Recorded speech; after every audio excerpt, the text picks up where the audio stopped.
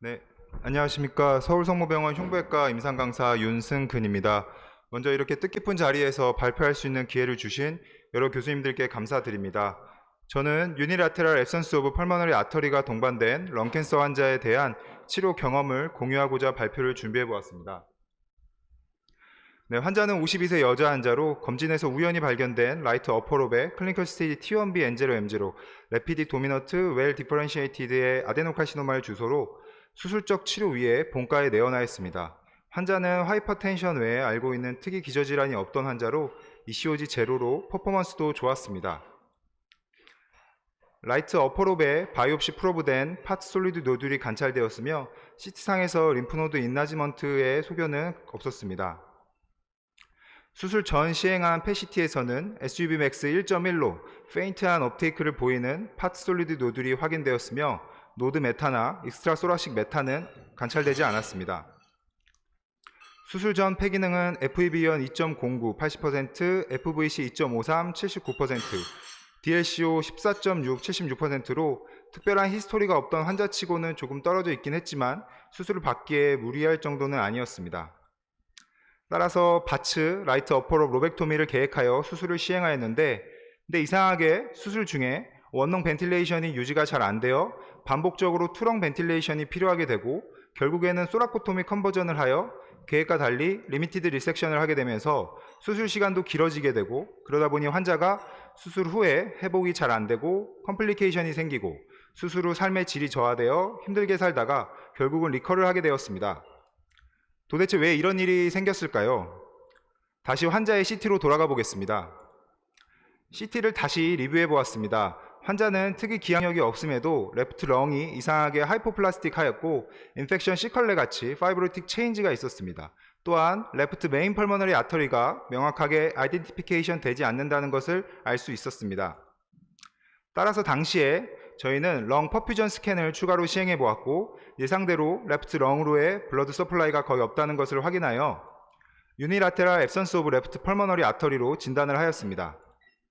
환자 수술 전 시행한 에코상에서 RVSP 47에 마일드 펄머너리 하이퍼텐션 소견이 있었지만 의미 있는 스롬보시스 및 카디악 아노말리는 관찰되지 않았습니다.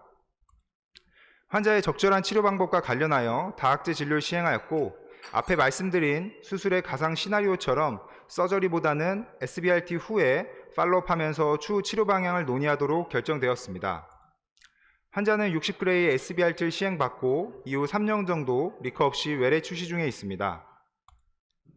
팔로우 CT에서 RT 릴레이티드 파이브로틱 체인지가 RT 필트 쪽으로 관찰되는 것 이외에 캔서 프로그레션과 같은 소견은 특별히 보이지 않았습니다. 비록 수술 케이스는 아니지만 임상에서 만날 수 있는 흥미로운 케이스라고 생각하여 상정을 하게 되었고 여러 교수님들의 UAPA 관련한 경험을 듣고 싶어서 발표를 준비해 보았습니다. 간단하게 UAPA 관련해 저널 리뷰를 하고 발표는 마치도록 하겠습니다. 유니라테럴 앱선스 오브 펄머너리 아터리 즉 UAPA는 약 70% 정도 환자에서 다른 카디악 아노말리가 동반된 컨제니탈 디지즈로 카디악 아노말리가 동반되지 않은 경우에는 증상이 없거나 마이너하여 인지하지 못하는 경우도 15% 정도가 된다고 합니다. 두 번째로 UAPA가 동반된 런캔서 환자에서 적절한 로컬 트리트먼트는 무엇일까에 대해 공부를 해보았습니다. 문헌 검색을 해본 결과 현재까지 12케이스의 UAPA가 동반된 런캔서 환자의 수술 경험이 보고되어 있고 이 중 8례는 UAPA와 동측에 캔서가 있었고 4례는 저희 환자처럼 반대쪽에 캔서가 확인되었습니다. 이들 중 대표적으로 2개씩 케이스를 살펴보겠습니다. 먼저 일본 그룹에서 JTCVS에 2020년에 보고한 UAPA 동측에 발생한 런캔서 증례입니다. 환자는 80세 남자 환자로 라이트 로어롭의 클리니컬 스테이지 T1C N0 M0 넌스몰셀 런캔서로 워크업 중에 라이트 메인 펄머너리 아터리 앱센스가 확인된 환자입니다. 심플 엑스레이에서 라이트 렁 슈링키지 소견이 관찰되며 CT에서도 인터스티셜 체인지가 동반되어 있으며 라이트 메인 펄머너리 아터리가 확인되지 않음을 알 수 있습니다.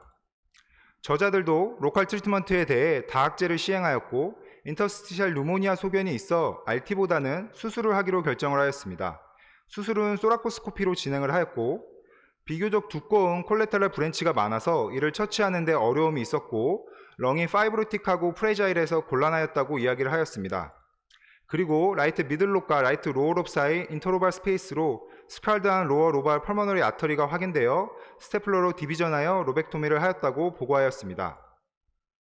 다음으로 UAPA 동측에 발생한 렁캔서 두 번째 증례입니다. 환자는 59세 여자 환자로 레프트 로어롭에 클리니컬 스테이지 T1C N2 M0로 수술 전 네오드주먼트 케모를 시행받은 환자입니다.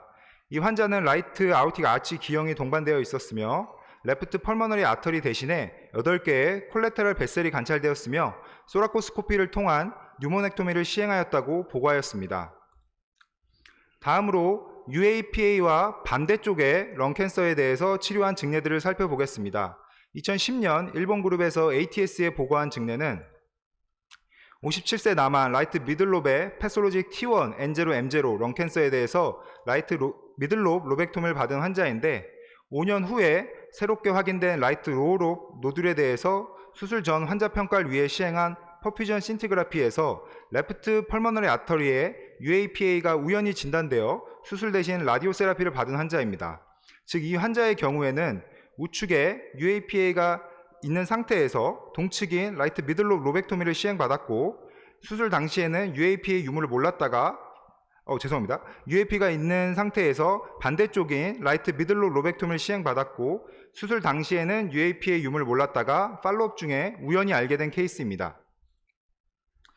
저자들은 수술 기록지를 레트로스펙티브하게 보았을 때 반복적인 ETCO2의 감소로 인해 투렁 벤틸레이션이 필요하였다라고 이야기하였고 당시에는 정확한 원인을 알 수 없지만 어쨌든 수술은 성공적으로 하였다고 이야기하였습니다. 두 번째 케이스는 2018년 저널 오브 체스트 서저리에 실린 국내 케이스로 56세 남자 환자 라이트 로어롭에 약 4cm가량의 아데노카시노마에 대해서 UAPA가 수술 전 CT에서 진단된 케이스입니다. 논문에서는 소라코스코픽 로벡토미를 계획하였으나 마찬가지로 싱글렁 벤틸레이션을 하자마자 반복적으로 디세츄레이션 소견을 보여 부득이하게 소라코토미 컨버전을 하여 다행히 추가적인 이벤트 없이 수술을 마무리한 케이스를 보고하였습니다.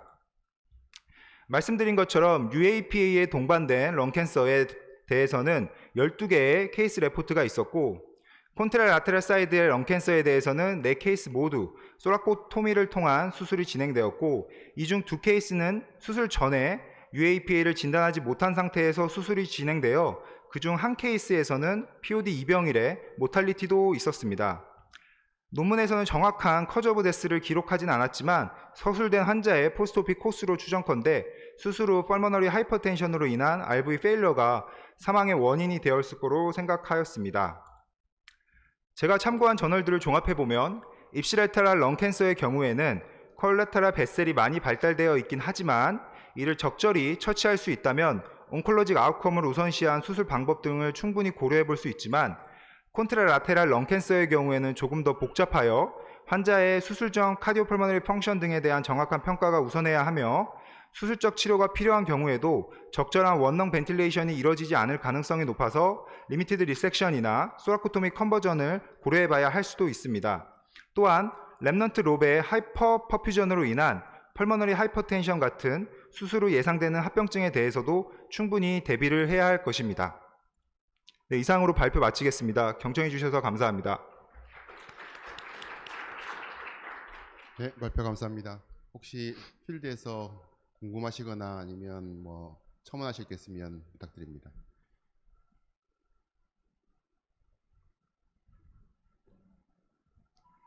예, 다음에 똑같은 케이스를 또 만나시게 되면 네. 또 RT를 하실 것 같으신가요? 아니면은 이제 문은 마지막에 결론에는 소라코토미 컨버전 하면 수술이 가능한 것처럼 이제 보여주셨는데 수술을 하실 것 같으신가요? 이게 죄송합니다. 2018년도에 JCS에서 그러니까 저희 흉부외과 학회지에 발표한 케이스 레포트를 보면 이게 요 논문인데 2018년도에 발표한 논문인데 이 경우 같은 경우는 수술 전 환자의 RVSP가 23으로 노멀 레인지였는데 이 환자를 수술한 경우에 이제 펄머너리 하이퍼텐션이 생겨서 RVSP가 46 정도로 증가하는 소견을 보였거든요.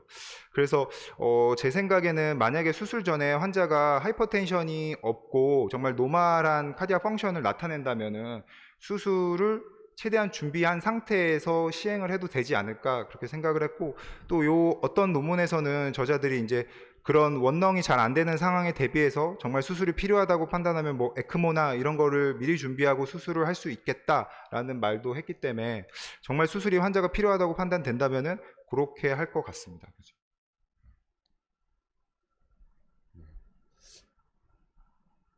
가끔 이제 저희들이 뉴모역토미 이후에 콘트라테럴 렁에 노듈이 생기면 웨지 섹션하고 뭐 수술한 케이스를 가끔 발표를 하기도 하고 했었는데, 이거는 사실 모르고 들어갔다가 깜짝 놀라는 경우들이 꽤 생기는 것 같아요. 네, 맞습니다. 만약에 알고 있다면 포스트옵에 이제 뭐 카디오 펄모나리 펑션 중에 PFT야 뭐 우리가 계산을 해볼 수 있으니까, 그죠? 네. 근데 이제 포멀 하이퍼텐전 같은 게 어떻게 변해갈지를 사실 예측하기가 좀 어렵다고 생각이 되는데, 혹시 거기에 대해서 뭐 앞으로 내가 이런 환자 만나면 내가 이런 거는 스터디를 해봐야 되겠다라고 생각하신 게 있나요?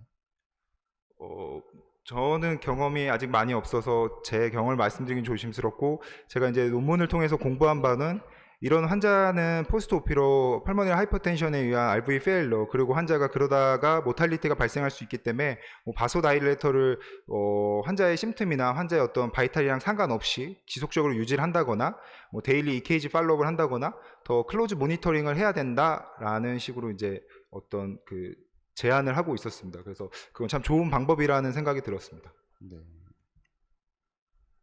혹시 뭐 추가로 더 질문하실 게 있으실까요? 네, 없으시면 이번 연재 여기서 끝내도록 하겠습니다. 감사합니다. 네, 감사합니다.